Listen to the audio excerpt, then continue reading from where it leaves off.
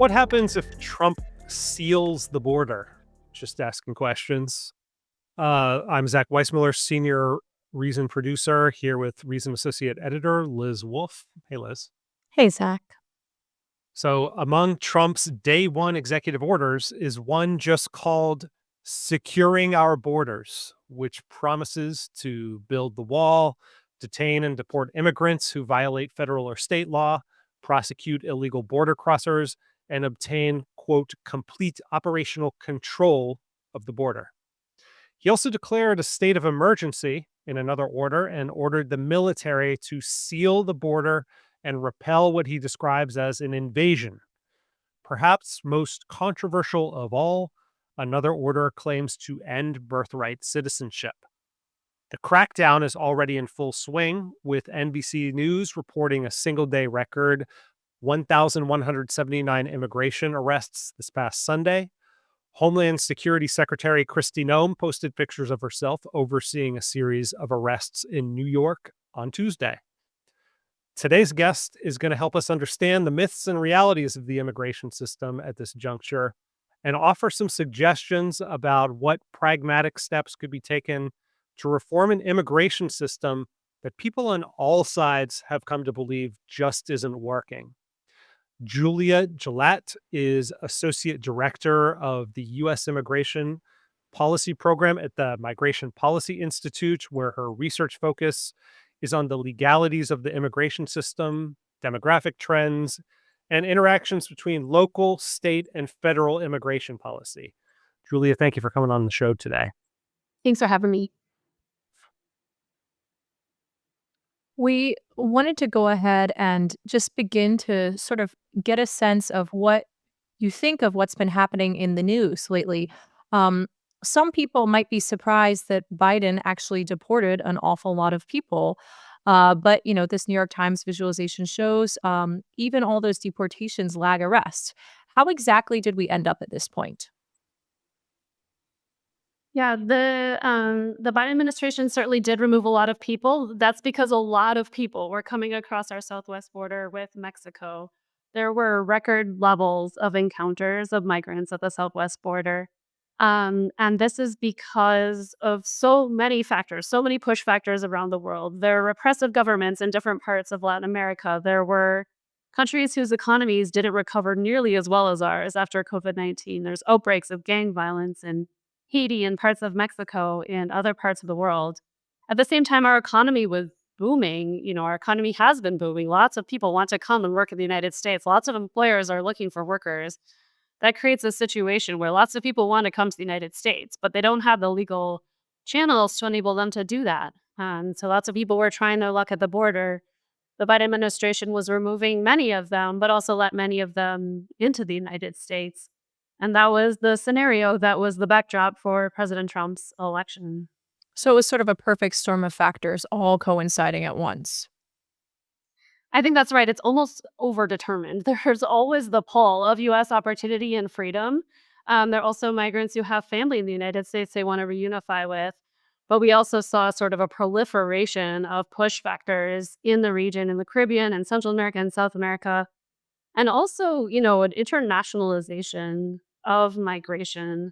So smugglers have gotten smart about using social media to advertise pathways to the United States. Migrants themselves were sharing on social media their lives in the U.S. That's another pull factor. And there really was a professionalization also of the migration pathways of people who flew from other parts of the world to South America, made a really dangerous and difficult journey all through the Americas, but a journey that became better and better traveled. There were more established smuggling networks and pathways and ways to come up through, the treacherous Darien Gap in Panama and come to the United States at a time when all these push and pull factors were operating. The idea of TikTok helping coyotes or TikTok even helping, would-be migrants sort of get a sense of whether or not they want to come almost seems like the plot of a movie or like one of those TV chyrons from the intro credits to Secession or something like that. Like it seems almost too absurd to be true. But you're saying that there is definitely this almost like, this interesting like internationalization that happened and the formalization of some of these pathways. They were sort of tech enabled now in a way that they weren't before. Is that correct?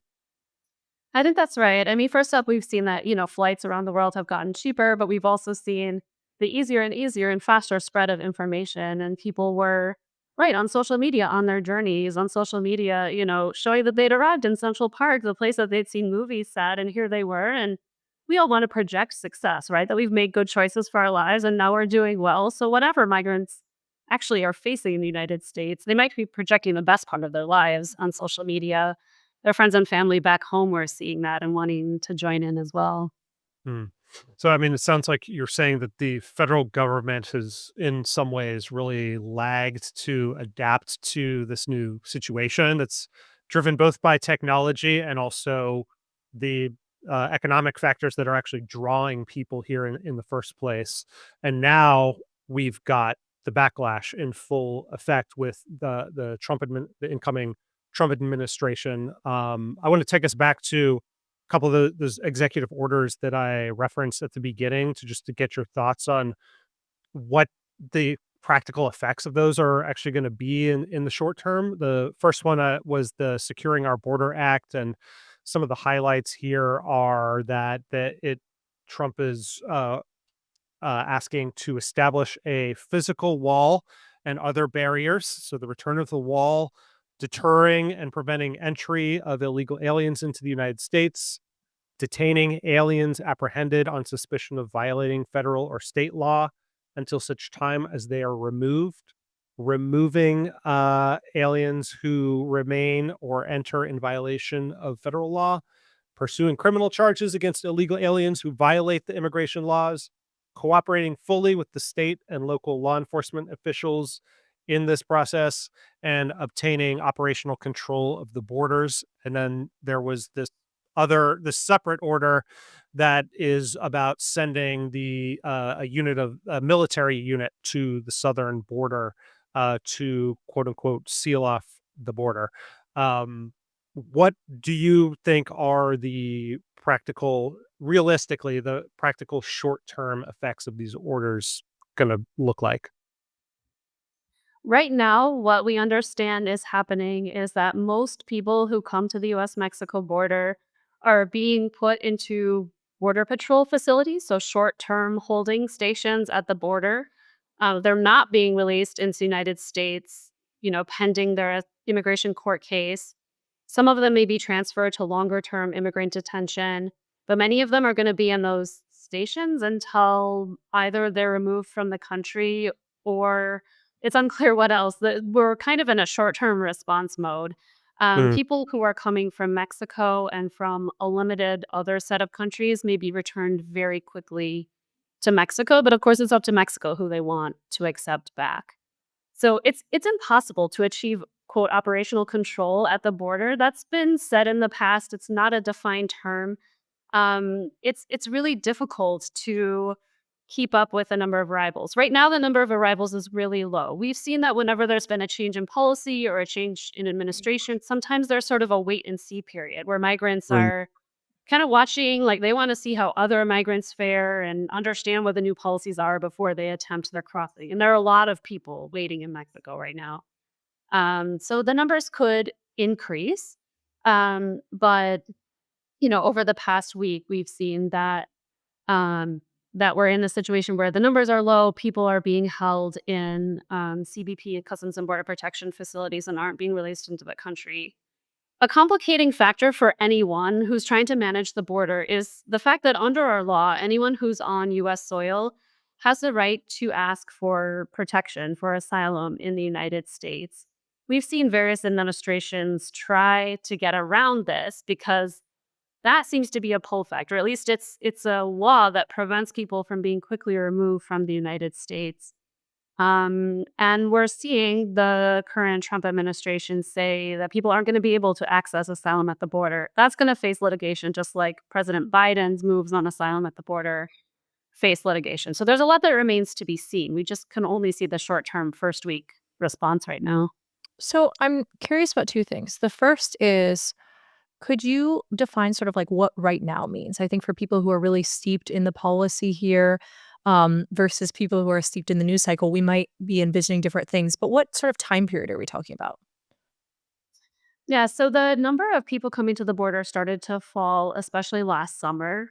That was based on a combination of new rules that the Biden administration put in place, making it harder to seek humanitarian protection at the border. The other big factor was that Mexico has been ramping up its immigration enforcement. It's been stopping people along the northward journey, it's been deporting people or busing people who are in northern Mexico to southern Mexico, slowing down their journey. So the number of border arrivals had been falling. It's fallen even more since President Trump took office last week. Hmm. And we've Well, seen the first week of his border response, but we don't know how that's going to work in the longer term. the other thing I'm really curious about, because I mean, I think in general, the temperature is turned up so high on this issue. So I'm really interested in almost approaching things a little bit more politically agnostically and sort of just considering like what exactly are the facts at hand. But I was wondering whether you could describe almost what life looks like for somebody who's waiting for their CBP One appointment or waiting to make their asylum claim, but somebody maybe from some part of the Northern Triangle, somewhere else in Central America, who's just waiting in Mexico, in Tijuana or Ciudad Juarez, trying to cross the border right now. Like, could you tell me? Like, do you have a sense of what's a day in the life, or what is a month in the life for these people? Yeah, we know lots of people had been waiting in Mexico to make a CBP One appointment. That's an appointment that allowed them to come in at a legal crossing point along the border with an appointment with advanced coordination with the US government to be paroled into the United States. So let into the United States with a temporary legal status. That CBP One process ended at noon on Inauguration Day. So it is gone. People were often waiting months in Mexico for those appointments. They may or may not have had the ability to work legally in Mexico. They may or may not have had stable housing or have been living in shelters run by nonprofits or by the government. They may have been in cities where things were secure, or they may have been in cities where cartels and gangs were prevalent and seeking to kidnap migrants and see if they could get money out of any relatives in the United States. So the situations, I think, varied a lot. We know that many people are not safe or secure in Mexico, but they wanted to come to the United States the right way. The US government had told them that making this appointment through CBP One was the right way to come. They wanted to come with legal status, and so they were willing to wait. Now that those appointments aren't available, the question is whether people will keep waiting in Mexico to see what comes next, whether they'll try to see if they could get in at a port of entry. We don't know. Right now, it doesn't sound like people are being allowed in to present their asylum claims there, or whether they'll pay a smuggler to smuggle them across the border into the United States illegally. Right now, I think a lot of people who are in Mexico are just on pause, but what comes next, is unclear. I mean, the way that the CBP One app was portrayed by Trump and his allies was it was facilitating in some way this increased flow of illegal immigrants into the US. How accurate is that? I think the legality and illegality of CBP One, it was being considered by the courts. The executive branch is certainly allowed to parole people into the United States. Parole is a way that people can be let into the US even if they don't have a legal visa, even if they're not a citizen or permanent resident of the US. But the statute says that parole should be used on a case by case basis in situations of urgent humanitarian need or significant public benefit. The Biden administration said many people who are coming have urgent humanitarian needs. They're fleeing dangerous situations at home. They're, leaving dangerous situations in Mexico, and it's in our public interest for migration to be orderly, for people to be inspected at the border, to come in through a legal channel. But you could argue that this was a kind of overuse of the parole statute. I'm not sure if that's what President Trump is saying, but that's an argument that could be made. Hmm. I, I want to bring in a clip that I think really lays out the seal the border case, why why Trump supporters have this appetite to put a pause, or I don't know how temporary this pause they have in mind is, but a slowing down of the flow into the country. And it's from a gentleman named Theo Wald, who was the former acting assistant attorney general in the Office of Legal Policy under the Trump administration. He gave a speech over the summer at the National Conservatism Conference, laying out why he thinks that the time for this idea has come. I want to play that and get some of your reactions to that because I think it's a good overview. This level of immigration is new and different in at least three fundamental ways. First, the scale. The amount of immigration we are experiencing is unlike anything our country has experienced before. The United States is now home to more international migrants than any other country in the world, and more than the next 4 countries on the list combined. And in fact, no country in modern or ancient history has experienced numbers like these. Second, the speed. 9 million aliens entered the country in all of the 1990s. Now, 10 million have entered during just the first 3 years of the Biden administration, with 58% of that increase coming from illegal immigration. This growth is far greater than even our government predictions would expect. The federal census data from 2020 predicted that the foreign-born population of the United States would not hit 15% until 2034. Yet it is 2024, and we have already surpassed that prediction. Third, this wave of immigration is unprecedented in its diversity. Previous waves of immigration tended to come from particular parts of the world that made absorption and assimilation easier. But now immigrants come from every corner of the globe, speak every language and dialect, worship every kind of God, and reflect every culture that exists on the planet. And all of this matters because immigration can only be sustained when it is assimilated. This is not a new idea. Our founders discussed and agreed unanimously, nearly unanimously on this point. As Jefferson put it, immigrants, quote, should distribute themselves sparsely among the native population for quicker amalgamation. So I think that cuts to the heart of the ideological case behind a lot of this policy. And he's making a series of empirical and historical claims here. And I wanted to get you to weigh in on some of that. The main one at the top there is that this is an unprecedented scale. He also mentioned speed of influx of new immigrants. This is, by the way, a graph that shows the number of immigrants and their share of the total U.S. population from 1850 to 2023. You see that blue line, a sharp upwards. That's the total number of immigrants. The orange line there is immigrants as a share of population. So in those terms, in relative terms, we're starting to reach, the peaks that were reached back in the early 1900s, but not, necessarily an outlier.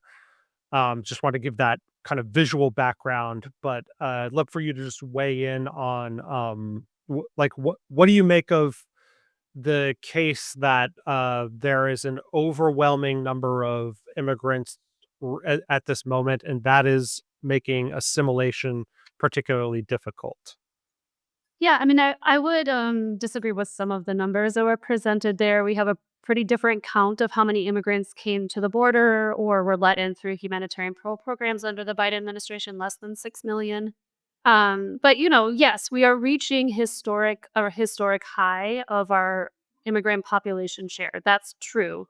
I would point to our neighbors to the north, Canada. They have a higher percent foreign born, and recent challenges aside, have done a really good job of integrating immigrants. We've done a really good job of integrating immigrants in the United States.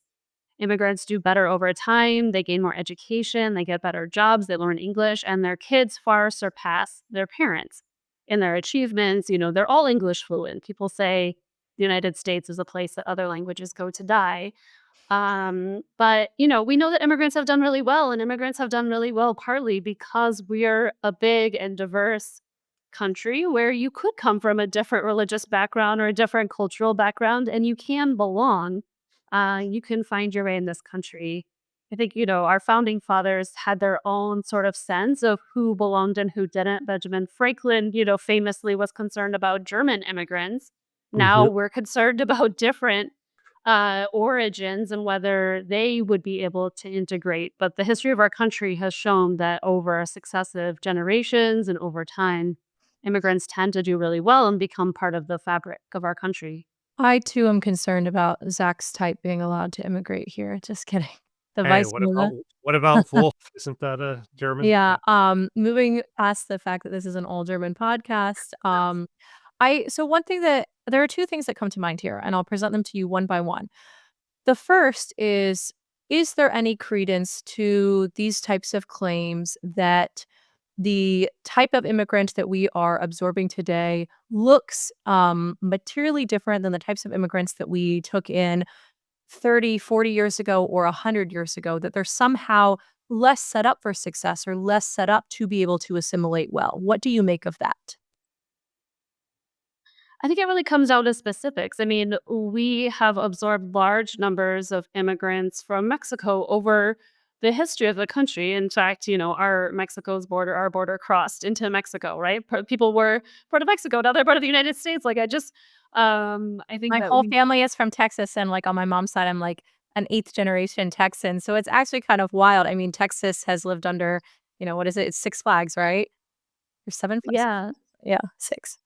yeah. So I don't know who are the people who are more difficult to integrate, right? We've absorbed people from all over the world for as long as the country has existed. I think the concept, as far as I understand it, which again, I'm not portraying this argument as my own, but I'm just trying to think about the most persuasive version that I have heard. It's basically that the immigrants from parts of well, that there are language barriers that come from immigrants not just being Spanish speakers, but rather from a whole bunch of other places, and that there also might be, I think there's a lot of fears about Islamic extremism and more immigrants coming in from places where that has a strong foothold. But then I think another thing that people will frequently turn to is, the fact that we're talking about letting in an awful lot of poor people who I think there's the worry that how exactly will they be able to make it in America? We need a little bit of a better distribution of people of different education levels and different wealth levels, where in reality, right now, we have a massive influx of, the poorest possible people. What do you make of those types of arguments? Are they incorrect? I think, we have, I guess, integrated a lot of people who have come without much education and maybe even without a lot of job experience over the country's history as well. I mean, US workers, US born people now are very likely to have a high school diploma and fairly likely to have some college education, if not a bachelor's degree. The jobs where there's really strong demand, where US workers don't find those jobs interesting or appealing, tend to be low wage jobs, in agriculture, in cleaning services, and services for elder care. There are lots of jobs where you don't need a lot of skills or education, but you do need to be willing to work hard and maybe do something that's not so desirable. But if you're coming from a country where the wages are just a fraction of the wages in the United States, this sort of socially undesirable job that pays more than you'd ever seen before could be really desirable.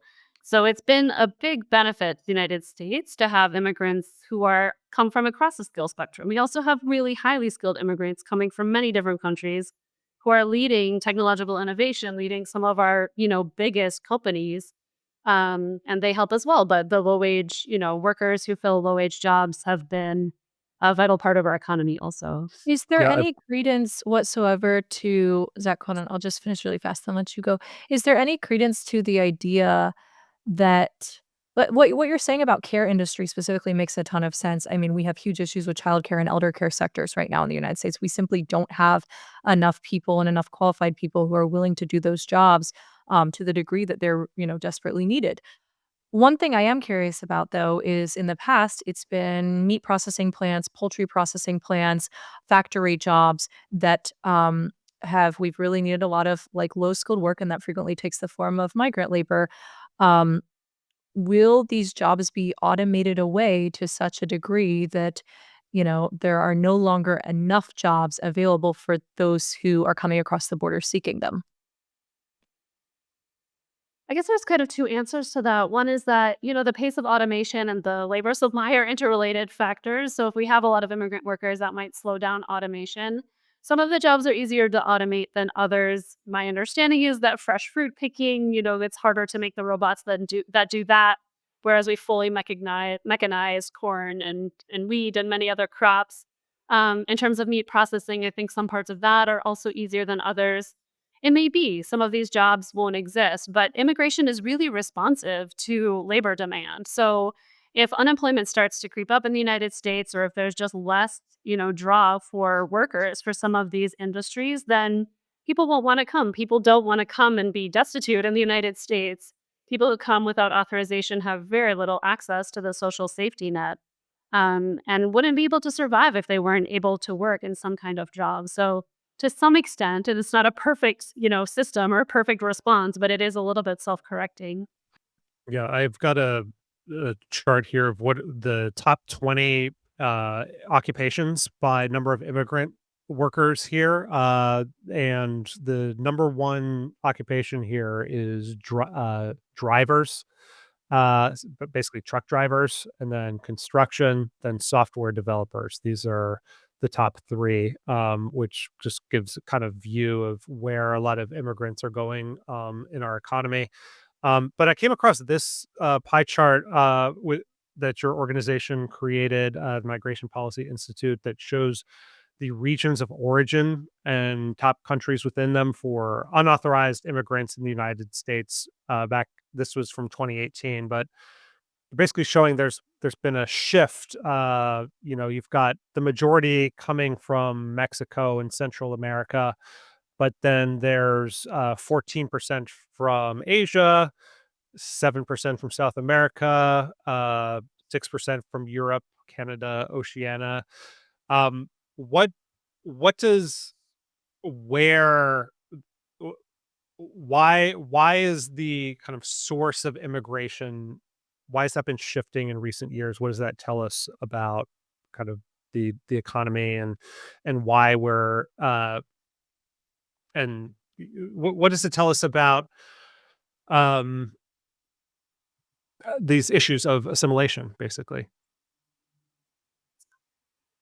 Yeah, I mean, if we're talking about people who come to the United States without legal status, people who come across the border who don't have visas, we have seen a shift in people's origins. For a long time, it was mostly Mexican people who were coming to the border, especially single men, especially people who wanted to just come and work for a temporary period and then, go back home. They just wanted to support their families.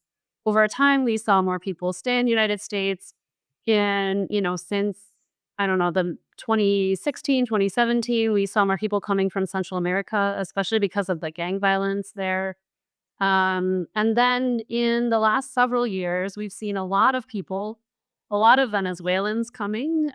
Their economy is in collapse, their government is repressive, democracy has fully died.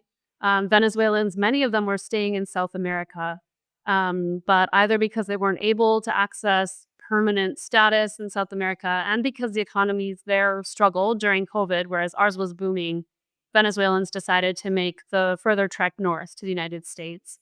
We've also seen more people come in recent years from Cuba. The COVID recovery has been tough. There were protests. The government really cracked down. People are not feeling a lot of hope about any kind of change in Cuba. People are coming from Haiti. The country is overrun with gangs, and it is not safe really for anyone in Haiti.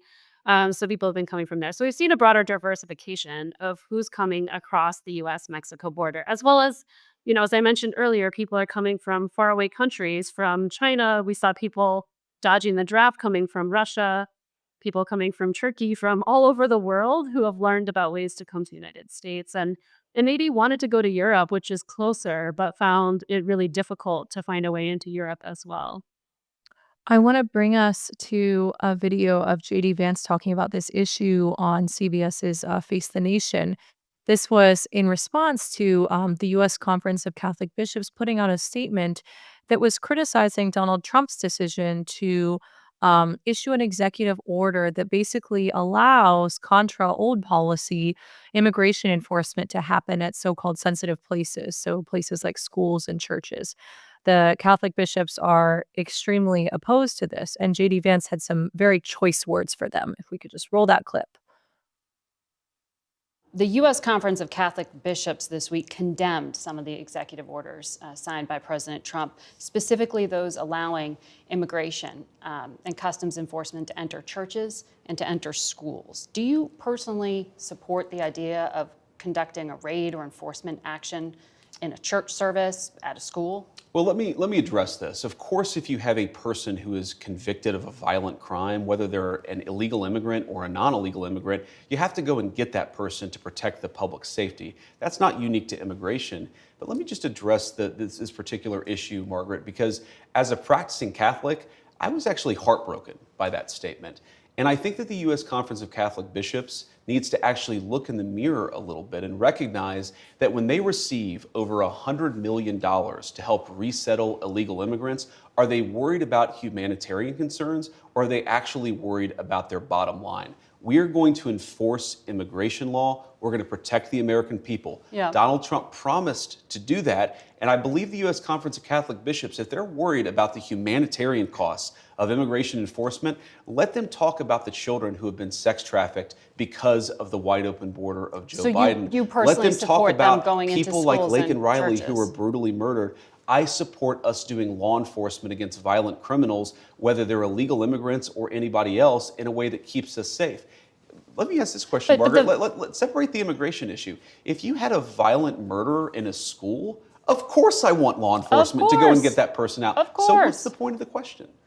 You changed the regulation this week. That's the point of the question. Exactly. Giving the authority Yes. to go into churches Exactly. and go into schools. We empowered law enforcement to enforce But the that law also everywhere has a to protect knock-on Americans. effect, a chilling effect, arguably, to people to not send their kids to school. I desperately hope it has a chilling in effect the on churches, illegal you think immigrants the coming U.S. into our Conference country. of Catholic Bishops are actively hiding criminals from I think the U.S. law enforcement? Conference of Catholic Bishops has frankly not been a good partner in common sense immigration enforcement that the American people voted for. And I hope, again, as a devout Catholic, that they'll do better.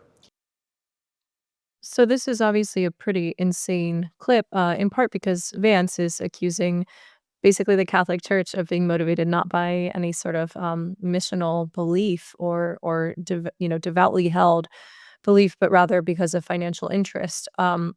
But the other thing that really bothered me about this clip is it felt like Vance just kept switching. It's almost like the Mott and Bailey fallacy. Like he just kept moving the goalposts and switching what he was talking about, right? He was talking about seekers. He's talking about refugees. He's talking about other varieties of immigrant. What's your reaction to Vance there? And could you also break down for our viewership what exactly the difference between a refugee, an asylum seeker, and any other category is, and how somebody who's maybe concerned about the number of crossings at the border should interpret these groups' sort of relative threat or the degree of vetting?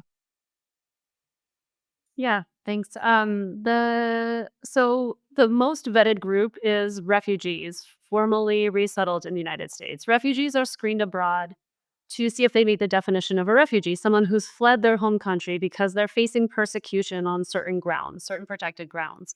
If they meet that definition, if they are particularly vulnerable, if they undergo background checks and security checks and health checks, they may be resettled in the United States. They might be resettled in another country, but they're fully vetted and then they're flown to the United States as a legal refugee and they're on a path to permanent resident status and citizenship. That's who the government is funding the U.S. Conference of Catholic Bishops to resettle in the United States for the most part. Um, Asylum seekers are people who come to the United States, whether they come across the border, whether they come on a tourist visa, whether they come on a work visa like an H-1B visa, and then they say, I'm afraid to go home. I want protection here. I would face persecution at home. They're entitled to a process. They might apply affirmatively with our U.S. Citizenship and Immigration Services. They might apply as part of their removal proceedings in immigration courts, but they have a right to present those claims of why they're afraid to go home and see if they meet our pretty narrow definition of who qualifies for asylum in the United States. If they're granted asylum, they're a legal immigrant, they're on a path to permanent resident status and citizenship. Other people come across the border and they might be openly here for economic reasons. They might just, not be able to feed their kids at home, or they see a lot of opportunity in the United States and they come across the border without authorization, or they came through the CBP One process when that was there. And they're here, but they really wouldn't qualify for asylum. They have no claim to legal status in the United States. They just know that for themselves, living and working illegally in the US is a better option than some of the alternatives. Is the what's the role exactly of the church in resettling refugees, for example? And do they play a role with asylum seekers or just for with refugees? So we have 9 big resettlement organizations across the United States that help to place refugees and help provide short-term and longer-term resettlement services. Refugees, until the pause in funding that we're under right now, were eligible for 90 days of help with housing, transportation, figuring out how to get a job, figuring out how to get their kids in school, signing up for benefits that refugees are eligible for on a short-term basis. A lot of local resettlement organizations are local affiliates of some of these big national organizations. There's a Catholic one, a Jewish one, a Lutheran one. There's some that are not religiously affiliated. Um, and so those are services primarily for refugees. If somebody is granted asylum, they can also get some of the services that are available for refugees, some of the longer term services like help finding work, maybe some case management in some places. But asylum seekers often don't know that they're eligible for those services. They don't always take up those services. Many times they've been living in the United States. They're self-sufficient. They don't need anyone to help them. So that's the role of refugee resettlement agencies. And if the government is, in a sense, outsourcing this process to groups like the Catholic Church, what is the first of all, how much does it cost generally? Do you have like a ballpark figure of like how much money does the government spend to resettle a refugee? I should know, and I don't have that figure in Yeah. my head, but basically refugees get help with they get a loan for their flight, then they have to pay that back. They get Mhm. help with a couple of months of rent. They get a small amount of cash for their very earliest days. Volunteers will set up an apartment for them, make sure that there's food in the fridge when they arrive. Like I said, they'll get help with transportation, enrolling kids in school, and then refugees are helped and expected to become self-sufficient very quickly. That's the main goal of the refugee resettlement program is to get refugees into jobs and to get them off of public benefits so that they can be self-sufficient. Often those are jobs in meat processing plants and hotels. They're not high-wage jobs, but they give people at least a foot in the door and some income so they can learn English and work on their broader integration. One thing I've really been struggling with lately, and I'm wondering whether you can convince me to feel differently about it, is I'm a New York City resident, and we have had a massive influx of migrants to city run shelters. And under the city's right to shelter consent decree, which I believe is sort of in legal limbo now, and Mayor Adams has, done a little bit of rethinking of that. Um, Basically, I mean, we had newcomers who were handed EBT cards and prepaid debit cards and given places to sleep at shelters, and hotels made deals with the city. And we had, hotel rooms purchased by the city as part of these contracts, sometimes for, chump change, other times for $200, $300, $350 a night. I went through all of the city documents to actually see what do these contracts look like because it was really bothering me. Not because I object to the idea of trying to help people enter this country and begin to build a life here, but rather because an awful lot of money is taken from the, median New York City taxpayer, myself included. And it feels very frustrating to feel as though we have public schools that aren't functioning the way that I want, sanitation that's not as good as I want it to be. And yet at the same time, it feels a little bit like the city has set itself up to be in this really bad spot where originally the consent decree was focused on ensuring that homeless people basically don't live on the streets in New York. And now a bunch of people who recently crossed the border caught news of this and have flocked to the city. And it's very hard for cost of living to be as high as it is and for the amount to be taken from taxpayers. And then to have people who arrived last week be handed prepaid debit cards and hotel rooms. That How slide, by the way, Liz, that I was bringing Mhm. up, this is the state spending on asylum seekers, different category than refugees, but it just gives you a Mhm. snapshot of, like, there's definitely been an increase in, public money going to resettle these refugees, and obviously New York City declared a state of emergency, right? So Yeah, there's, and this is broken some down by month, like, each little bar is each month of 2023 and 2024, right. correct? Yeah, I Yeah, mean, so that's right. it's something where, like, I've been living in New York since 2020, and it's very obvious, what's going on here. How do you look at this? Do you see this as New York City having shot itself in the foot? Do you see it as something where other cities should adopt this model and try to emulate the same thing? What do you think of this, and can you convince me, a slightly pissed off New Yorker, to maybe feel a little differently about what's going on?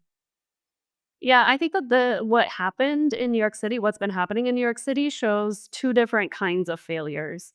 So Mm, one of those kinds of failures is that people who come across the border who say that they're afraid to go home, they're put into removal proceedings. They can ask for asylum in those removal proceedings, or traditionally they've been able to. Those rules have been shifting.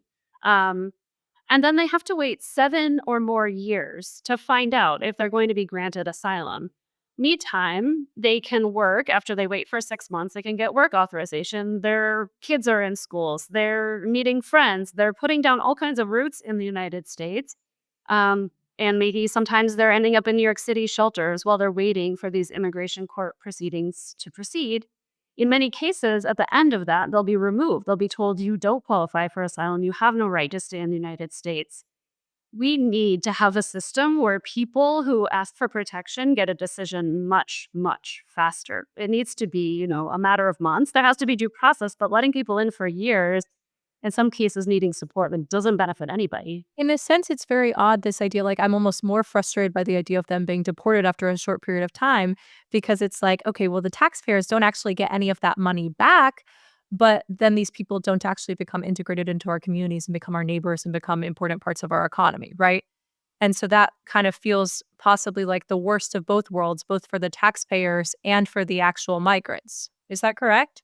You're saying if they had a faster adjudication of their asylum claims, or Yeah, I in the think situation where it would maybe be a more defensible situation to have it be like, an asylum seeker is immediately given a decision, immediately given work authorization, and maybe there's 1 month of city provided social services, 1 month of shelter in the New York City hotels, and 1 month of a prepaid debit card. But the idea is very much this person has a clear pathway to being able to work in this country, and they will actually be integrated. They will become a part of New York City. They are New York City's future. That would bother me, I think, less than the sort of transient thing that we're currently seeing, where people are, I think, by no fault of their own, really, in left in the lurch legally, but it results in a situation where New Yorkers are sort of expected to feed and clothe our neighbors, though they may just be our neighbors for a few months, right? or maybe a few years because Yeah. it will take that long. Yeah. Yeah. And then the other failure is, there's always going to be people who make it into the United States. We're going to have periods where border arrivals are high. We're going to have periods where they're low. We need to figure out a better system for making sure that people go to communities where they can be successful. It is really hard to get by in New York City. It's hard to afford rent. It's hard to find a job that lets you meet the basic needs of your family. If you went to Iowa or some other state where the cost of living are lower, where there's lots and lots of job opportunity, people might have an easier chance of being self-sufficient. Having so many people crowd into one city, they went there because they heard that shelter was available. They knew people in New York City. They've seen it in the movies in some cases. Just that being the decision-making process is not good. We need a better system where people can be distributed all across the United States. If there has to be a wait, maybe there doesn't have to be a wait. Maybe their cases could be decided quickly, and either people are resettled like refugees, given a few months of support and then asked to be self-sufficient, or they're told that they can't stay in the United States and they leave more quickly before we've, expended a lot of money. Is the you're status quo fair to taxpayers like me, though? I mean, I don't think it's good for anybody for us to be having people sort of integrating without integration assistance, to be supported by local governments that aren't getting repaid by the federal government and to have to wait so long. If they have a clear-cut asylum case, they should get their protection much faster.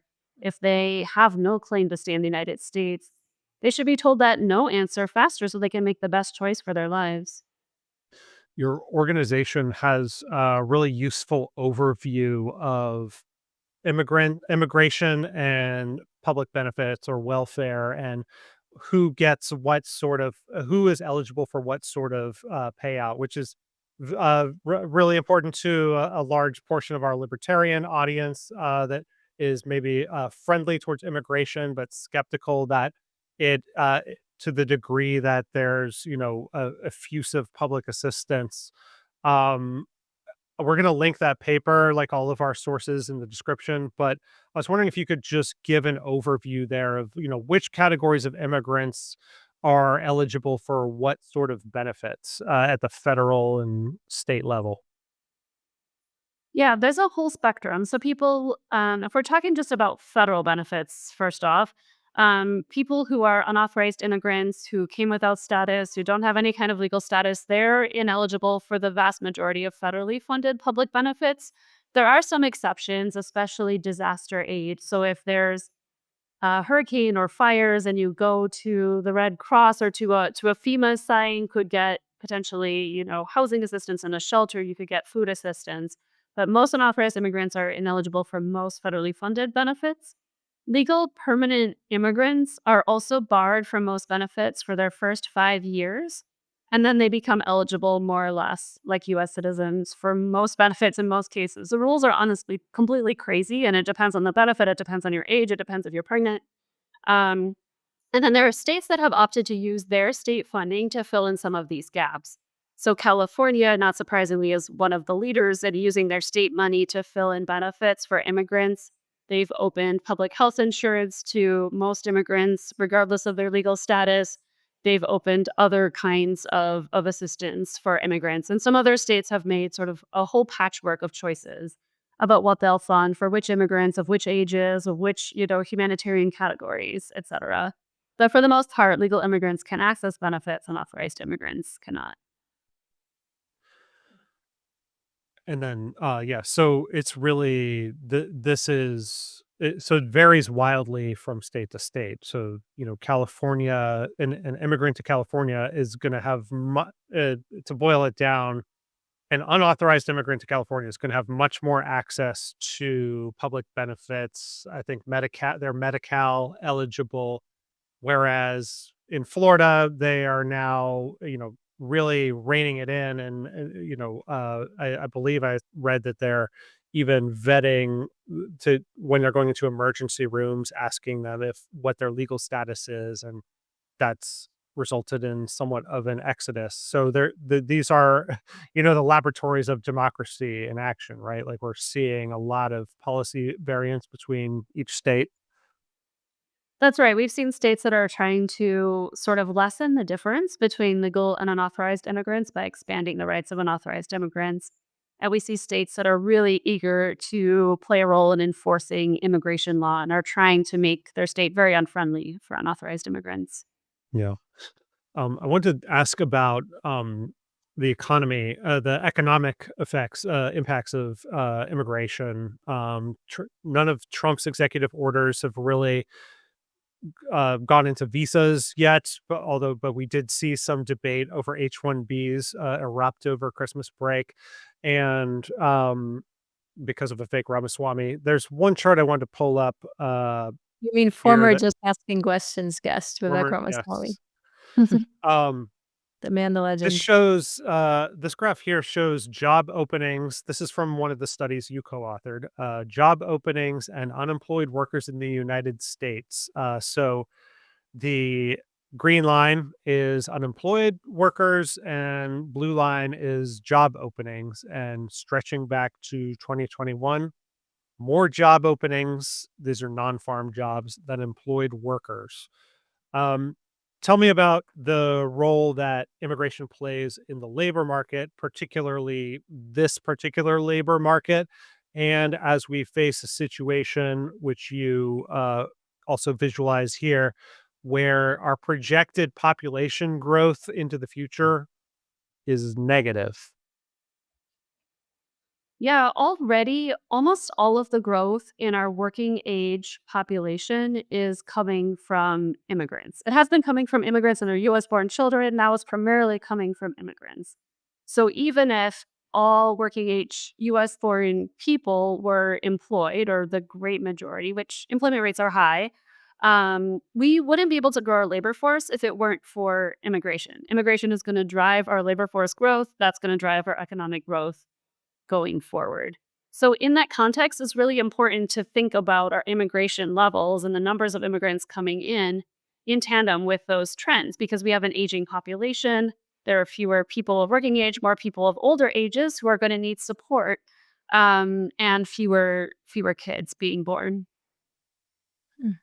And But people are sort of like understandably really afraid of this, right? I think many people I'm trying to engage with like the best possible version of the conservative argument here, which I think has to do with wait a second, you mean people just like people who've lived in this country a long time, who are, intensely patriotic and have a strong sense of the American identity, the American project, and what that means. They're just going to essentially die off, or at least have very, very, very few kids. And the way we're going to I'm going to essentially pull up the chart repopulate this list. You know country what? is, There it is. I'm concerned about the birth rate, Plummeting Zach. fertility rate. Yes. Yeah, it's something that bothers me. And yet we'll just basically manage this problem by having a huge influx of immigrants. Won't it take so much time for A, those immigrants to actually assimilate, but B, for there to be this cohesive feel of what the American project is all about? Or is that just like a dream, a relic of a bygone era, something never to really be felt again? There's a few things there. I mean, absolutely, it would be good for our country if Americans had higher fertility rates. Governments around the world have tried to influence this. It seems to be really difficult. But some of the things that you try to increase fertility rates are probably good things anyway, in terms of supporting working families and making it easier for them, especially for working moms. Um, but, there are also countries around the world that are further along in this demographic trend than we are. Italy and Japan being some of the classic examples. Japan is a really, an old population on average, and their fertility rates are really low. They were closed off to immigration for a long time, and they've belatedly come to realize that they could really use immigrants, especially for elder care, but, across the economy. We could choose to try to stay as a country that looks more like how it looks now, I guess, and just be an aging country, but that makes economic growth really difficult. Or we could choose to keep accepting immigrants. We're a pretty diverse country already. We might further diversify through more immigration, but we have a track record of immigrants. First off, they hit the ground running, right? Immigrants work at high rates, even in their early years in the United States. Often they have no other choice but to work. But immigrants, work at high rates, and then they integrate over time. They learn English. They adopt the habits that Americans have, and they contribute all of the great diversity that makes this country really strong too.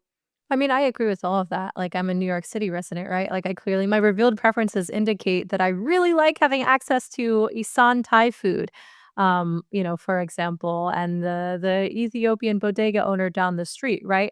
But I do think one of the deeper philosophical things that animates this argument and raises the temperature so high surely has to do with a sense of, you know, the degree to which a person cares about assimilation and holds that up as an ideal.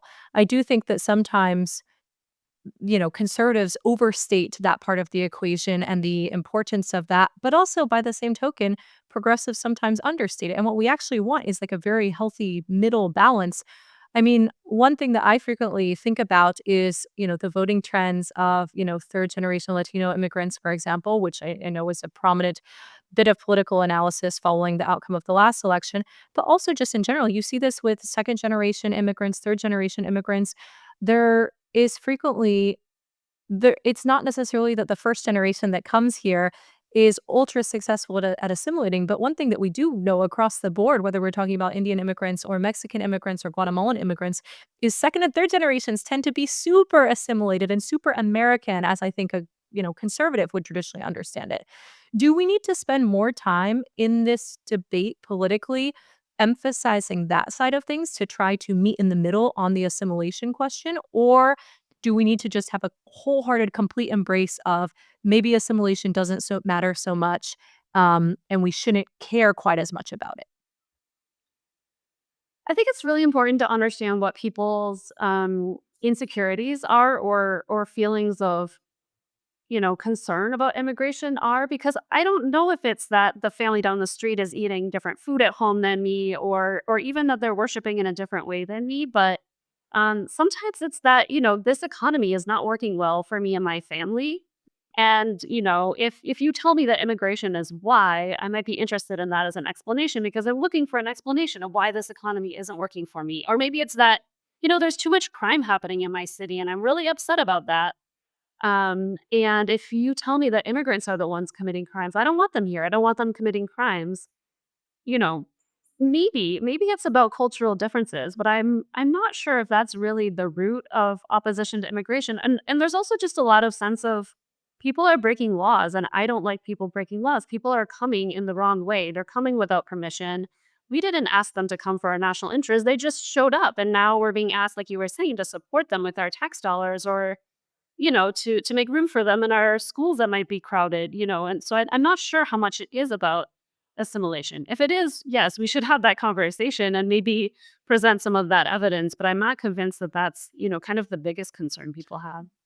I mean, the way that traditionally, the way that we've tried to incentivize, you know, high productivity immigrants who are like here to work and assimilate and become an American is through offering work visas and saying, you're here to work, and putting aside refugees and asylees, which are a humanitarian effort, but um, visas are that's sort of that's been the contract in a way. It's like we are giving you a pass. We're not exactly offering you, a full citizenship right away, but we're giving you a way to come here and be productive. And this is the way of sort of has been, at least the selling proposition has been, this is the way we're going to ensure that we're really attracting people who are here to contribute.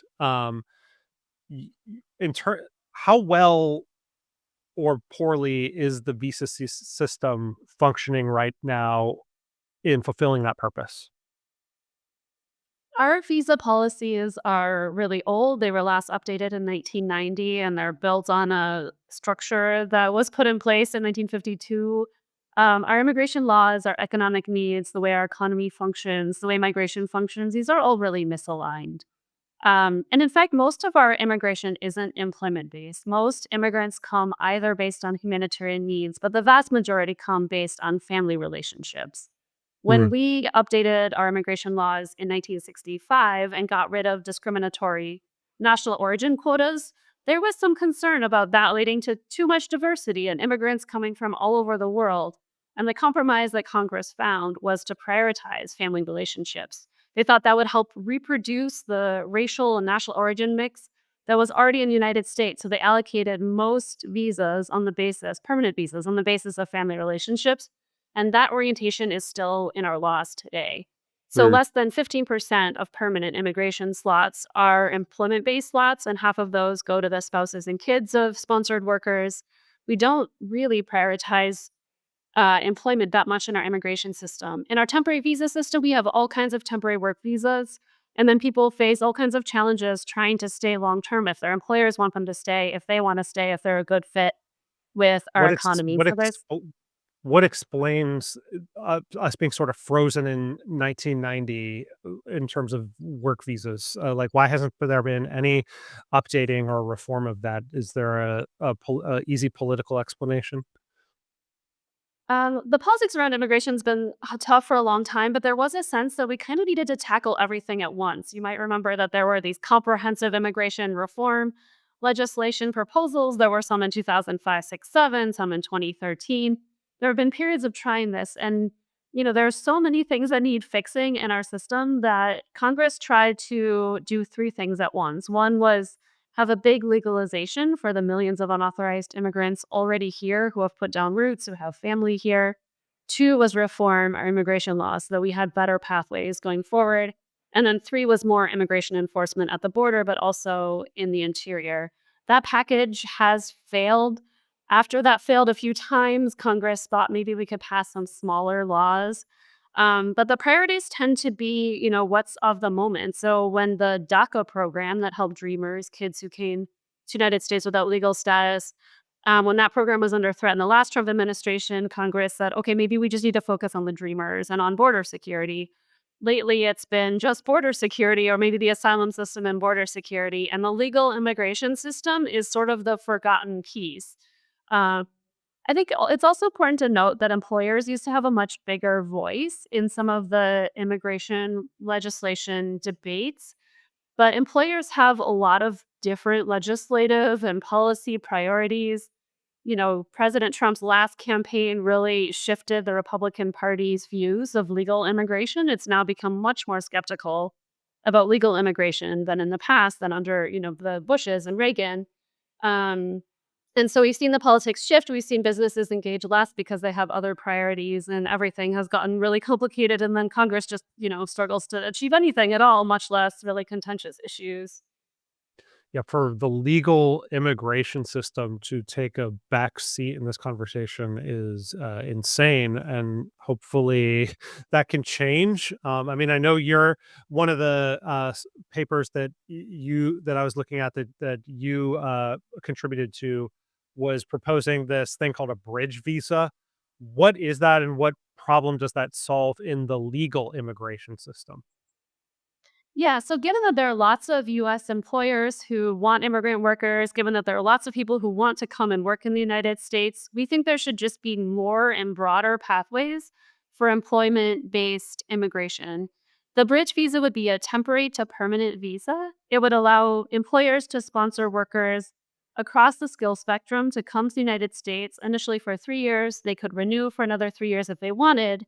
Or if they just wanted to stay temporarily, they could work a few years, go back home, come back on the bridge visa in the future.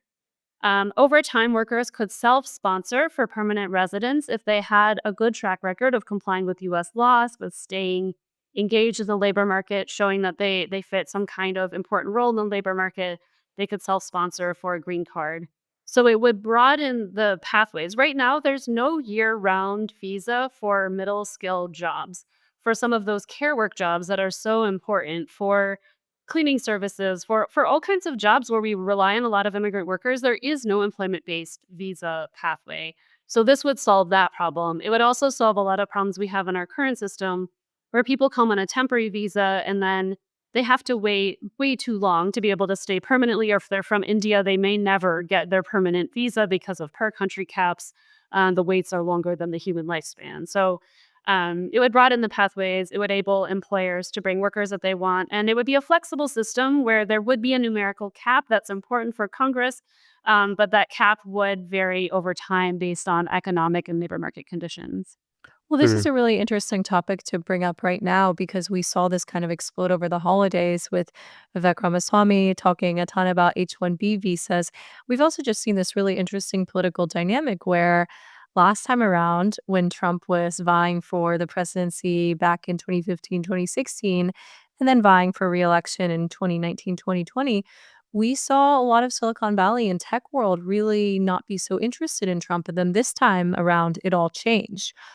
He's garnered a ton of support from this entire crew of people, and in fact, has now appointed a ton of them to positions within his administration. But this leads to a sort of tension within the MAGA right where like some percentage, which I think is the dominant percentage, is very much in favor of controlling the border, issuing all of these executive orders to try to get certain groups out, possibly trying to redefine birthright citizenship. And then you also have a ton of people within the White House, Elon Musk, David Sachs, who are basically saying, well, wait a second, the way that we've been able to build these highly successful tech, hardware, and software companies has been through using H-1B visa labor. And now the two sides are really coming to kind of a breaking point. It seems like they're really going to have to resolve this type of issue. What do you think is going to happen here? Are you concerned about the future of H-1B visa recipients in the country? That's a really good question. And I don't have, I don't know where I'm placing my bets on which side of which camp is going to win. I mean, in the last Trump administration, we saw really heavy vetting of visa applicants. The denial rates for H-1B visas initially went up quite a bit. Then companies and workers and everyone sort of figured out what the new rules were and they adjusted, and H-1B visas, were more successful again. I think we will see some of that heavy vetting of visa applications. We might see a slowing of processing, especially if the USCIS workforce, which a lot of them are working remotely, if they suddenly have to go back to the office with little warning, that could really slow things down at our immigration agency. But I don't know. I mean, the Wait, way that why? well, there's this mandate for fellow workers to go back to the office, right? A lot of USCIS workers are the people who consider the visa applications. They've been working remotely. If they're given time, to move back to the office and move their families, that could work. If they're suddenly called back with very little time to plan, you Mm. might see people making tough choices about leaving their Oh, jobs. so there could be basically this like outflow of workers, basically leaving the agency and then the agency being short staffed. That's right. And USCIS has been on a big hiring spree because the number of applications that they're receiving has gone up really quickly. So they've needed to bring on more staff to process all of those. Isn't it also possible that we see like a massive increase in productivity because like when people work from home, some of the times they're working 20-hour weeks, not 40-hour weeks, and like maybe the USCIS employees could actually like the fact that they're watched suddenly in an office environment would like boost productivity substantially. If they stay in their jobs, we'd have to see kind of how that shakes out. Yeah, um but I think also, our economy has changed since the last Trump administration. I mean, the rise of AI, the new competition we're suddenly seeing from China, like it really shows that we're in a global race. And maybe that changes our view about our ability to attract the best and brightest and the people who can really keep the United States on the leading edge of tech development. This is actually How an issue very close. Oh, sorry, Zach, do you want to go well ahead? well, yeah, just on that topic, I was just gonna ask about, how does that affect the migration patterns, especially of these higher skilled workers? If remote work has been normalized, that just makes it easier to stay in your country and work for a tech company, traditional outsourcing. Is that possibly gonna be one effect of a more restrictive immigration policy? There was a question I think in 2020 when everyone suddenly started working from home about whether, there would be less interest in immigration. I don't think that's been the case. I think companies True. found that at least staying in the same time zone is really important. That, maybe having some days in office is really good for collaboration and it's important. We've seen, ongoing really strong interest in having people come to the United States. Visas remain oversubscribed. I'm sure that there are some roles that are being filled remotely, and certainly we've heard, the H-1B visa is allocated through a lottery, and we've heard that when people lose the lottery, sometimes their companies will hire them anyway, but they'll live in Canada or Mexico or somewhere else nearby instead of living in the United States. That's good, Mm, that's good for the company. The US loses out on their consumption, on their tax payments, on some of the things that we would have gotten from them living in the United States. I was yeah. just going to say that the brain drain argument is, I think, something that's very close to both of our hearts because both Zach and I have done a fair bit of reporting in the past on Hong Kong. And one of the really fascinating things that happened when China essentially re-seized Hong Kong via the national security law imposition is the UK basically said, hey, Hong Kongers, like, come seek refuge here. And that was very useful for them. Many people were sort of petitioning the United States government to do the same type of thing. And in fact, we decided not to do so. But the more we see situations like that happen, the more we stare down the possibility of China someday doing much the same thing to Taiwan. At least my libertarian heart sees kind of no downsides to the idea of, are you an industrious Taiwanese or Hong Konger like who really wants to seek a better life for yourself? Well, come. You don't necessarily have to become a person who's working for, Chinese AI building companies. Like you could come do an American, like come to Silicon Valley and work at an American AI company. To me, it seems like such an obvious case, but Is the brain drain argument, are we in a political state right now where the brain drain argument no longer appeals to people? I think the US has been particularly, I think, thoughtless about brain drain. I mean, I know that other countries think a lot more about sort of skills partnerships and pathways where people could come and work for a period and then go bring their skills back home. We have a few of those pathways where people are supposed to go back home after a training period, like our J visa. But for the most part, we're happy for people to come and stay if they can, make their way through our maze of an immigration system. We don't think a lot about what that means for the professional class back home or the skills in their sending country. I think there's some research that shows that because of skill transfers that just happen naturally through people's personal and family and friend networks, that even if somebody never goes back to their home country, their experience in the United States can benefit the home country, that a lot of that knowledge could be transferred back. There's also a lot of money that goes back to people's home countries and development projects that people in the United States put together for their home countries. So I think we've been thoughtless about it, but I think there still can be benefits for the home country, even if people do come and stay in the US. Are espionage and terrorism risks like majorly overstated? I don't know if I'm qualified to really assess that. I know that there's been kind of more concern about, especially Chinese nationals who are coming to work in some of our tech companies and study kind of leading edge technology in our universities. It probably makes sense, it does make sense to keep a really strong focus on vetting. We don't want to be giving away major secrets. We don't want to be putting our country at risk. But I don't have a great sense of sort of how we're doing on that front. Hmm. I appreciate the honesty. I think that this cluster of topics needs like so much more of that, of like, I don't actually know. Like, happy to listen. The last thing we wanted to touch on with you was what I consider to be possibly Trump's most controversial executive order pertaining to immigration, which is the birthright citizenship. I'm bringing it up here. He says that no department or agency of the United States government shall issue documents recognizing United States citizenship to persons when that person's mother was unlawfully present in the United States and that person's father was not a United States citizen or lawful permanent resident at the time of said person's birth. Um, this is, a different interpretation of the 14th Amendment than is what we've been following for the past, since it's been passed. But we don't, we're not going to get into the legal and constitutional arguments too much today, but I'm curious what you think like if this were to come to pass, that's a big if. What would the practical effects on immigration be? I don't know if there would be an effect on immigration. I think the intent of this change to how the 14th Amendment is interpreted is meant to send a signal that unauthorized immigrants aren't welcome in the United States, that they shouldn't have benefits in the United States, including the benefit of having their children born as US citizens. But I don't know if that's really going to change anybody's migration decision. I think when people migrate to the United States, they want economic opportunity and safety for themselves. They want better opportunity for their children. But I don't know if they're thinking, well, if my child's a US citizen, then they'll be able to vote and, they'll have access to these rights. If they're not a citizen, they won't. I'm not sure if that's a factor. We've never tested it, but Hmm. there's all kinds of opportunity and safety available in the United States that may not be available in the home country, and citizenship might not be the biggest factor there.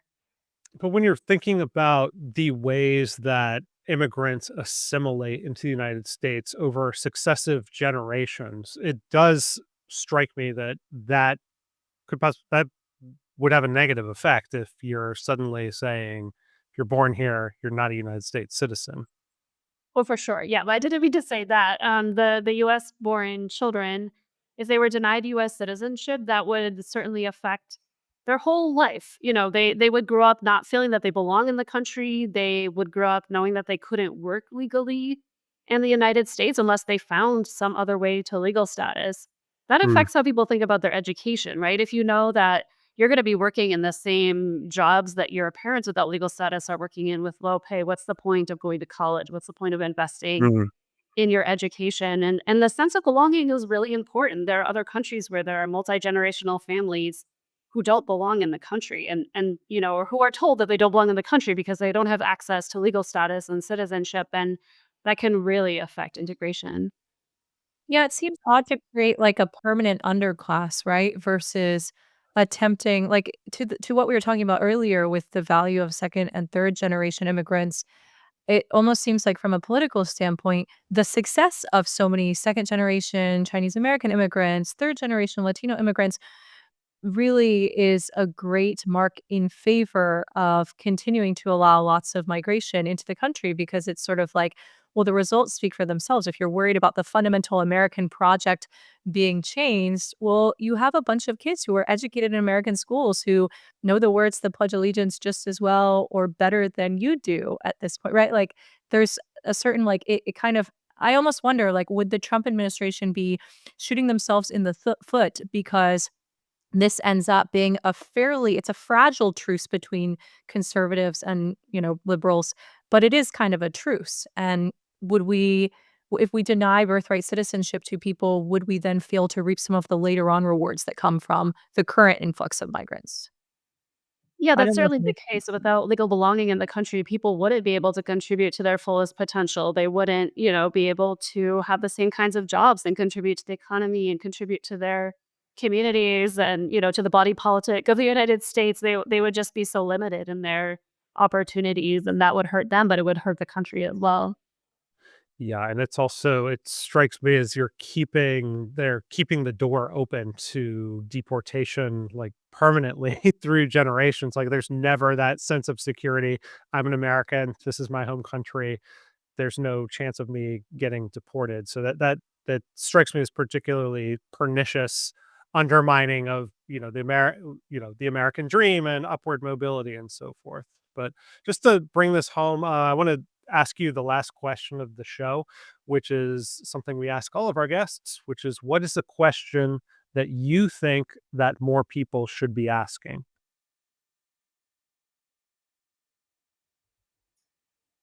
I think people ask the question why people come illegally, but I think a lot of people don't know that full answer, right? They don't know that people don't have legal ways to come.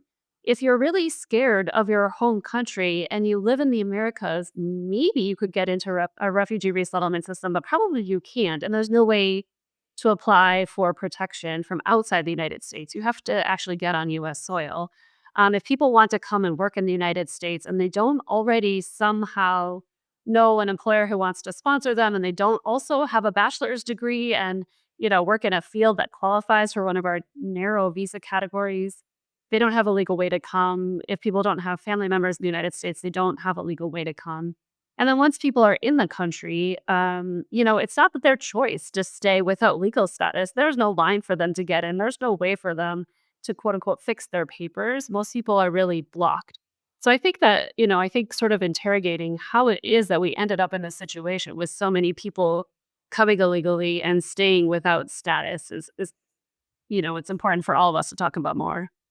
Yeah, absolutely. That's the myth of getting in line when there is no line. That And wasn't that the January 2020 Reason magazine cover or something?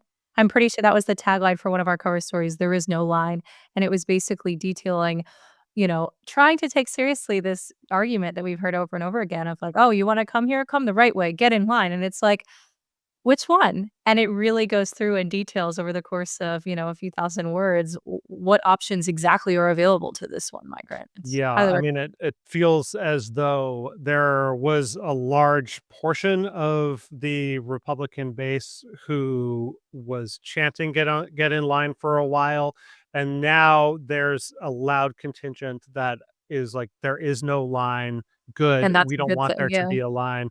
And I guess that's the reality we're dealing with now. And I appreciate you walking us through it, Julia. It was a pleasure having you on the show. Thank you so much. It's great to be with you. Thanks so much. Thanks for listening to Just Asking Questions. We drop a new episode every Thursday, so if you want to support the work we do, please like and share this episode, subscribe to our new YouTube channel, and follow the show on your favorite podcasting app. See you next time.